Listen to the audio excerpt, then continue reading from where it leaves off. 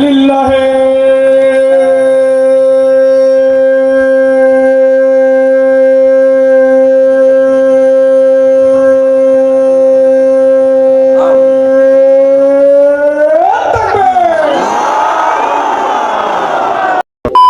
Hello guys, আসসালামু আলাইকুম। কেমন আছেন সবাই? আশা করি সকলেই ভালো আছেন। তো আপনারা ইতিমধ্যে জানেন আমাদের যশোর শহরে ঐতিহ্যবাহী কোরআন মাহফিল হচ্ছে। তো 3 দিন ধরে এই মাহফিলটা হবে। তো আজকে মাহফিলের প্রথম দিন। আজকে আব্দুল হাই মোহাম্মদ সাইফুল্লাহ আর মামুনুল হক হুজুর বক্তব্য রাখবেন। তো আমরা চলে আসছি এখানে চাষরা মোড়ে চলে আসছি। চাষরা মোড়ের থেকে হালকা সামনেই আর কি মাহফিলটা হচ্ছে, আদ্দিন হাসপাতালের মধ্যে আর কি। তো আমরা এখানে চলে আসছি, আদ্দিন হাসপাতালের মধ্যে ঢুকে গেছি।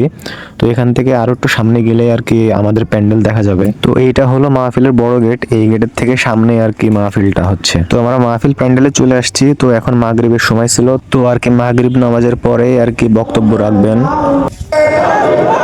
নারায়ে তাকবীর, লিল্লাহি তাকবীর। প্রধান বক্তার আগমন, প্রধান বক্তার আগমন। তাড়াতাড়ি লিল্লাহে তাকবীর, আল কোরআনের আলো, আল হাদিসের আলো, তোমার নেতা আমার নেতা, তোমার নেতা আমার নেতা, আলেম ওলামা যেখানে, আল্লাহর আইন যেখানে, লিল্লাহে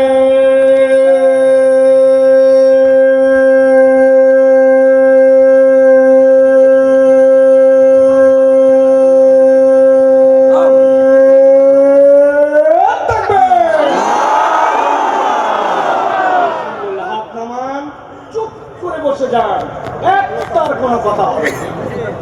এখন আমরা তাকবীর,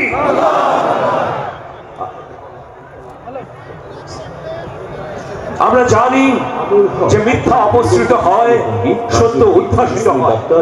আজকের এই তিনি বাংলাদেশ খেলাফত মজলিসের মহাসচিব এবং হেফাজতে ইসলাম وعلى آل محمد كما صليت على إبراهيم وعلى آل إبراهيم মুষ্টিবদ্ধ করো, সমাজ থেকে সকল বৈষম্যের কবর রচনা করবার শপথ নাও।